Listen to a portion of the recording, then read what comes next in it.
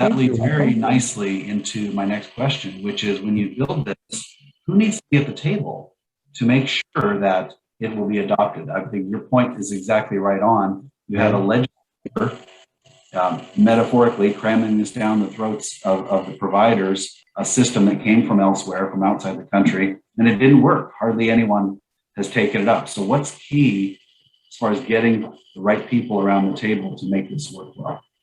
Yeah, that is an important question. It's also not very easy to answer. Of course, all the healthcare professionals involved, and what you see with them is this: as long as you talk about better outcomes for the patients, they are all very eager to go this way.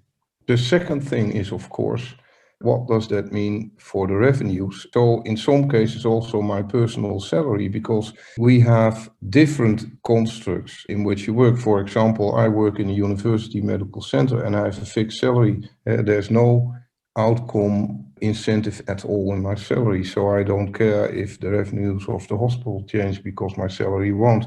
This is different in the hospital around, which is the spill of amateur, that is freestanding entrepreneurs are the gynecologists, including the obstetric guys and girls. So if the revenues will fall or rise, so will their salaries. So you need at least the professionals at the table. You also need the CFO of the hospital at the table. If he is against it, it will not happen. You need the healthcare insurers.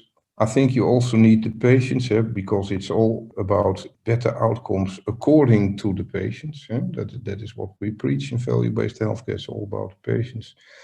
You need the data IT guys, because data have to be captured from the different members of the regional collaboration, and they are not in one electronic patient file, for example. They're in different files. So there's also a technical problem of how to connect these. You need legal people, because in the Netherlands, privacy, especially for medical information, is extremely important and regulated by law.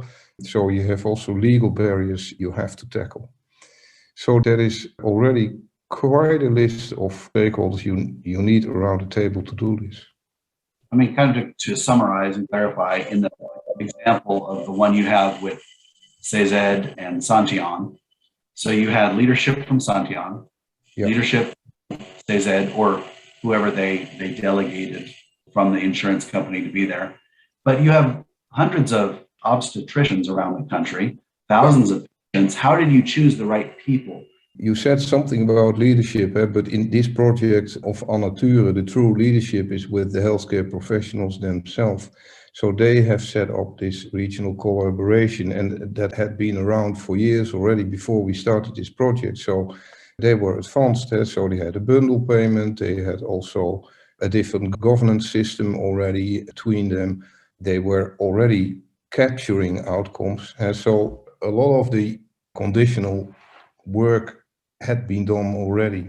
They are the pioneers of innovation of obstetric care. So that is a logical place to do this experiment. But on the other hand, you have regions where the collaboration is only just started. So there are a lot of issues about the different paradigms, the different interests, the governance, etc. of that organization. So these are not the ones you would choose in the beginning of the development, but they have to be persuaded on the way, because I don't believe that this change can be achieved from top-down way.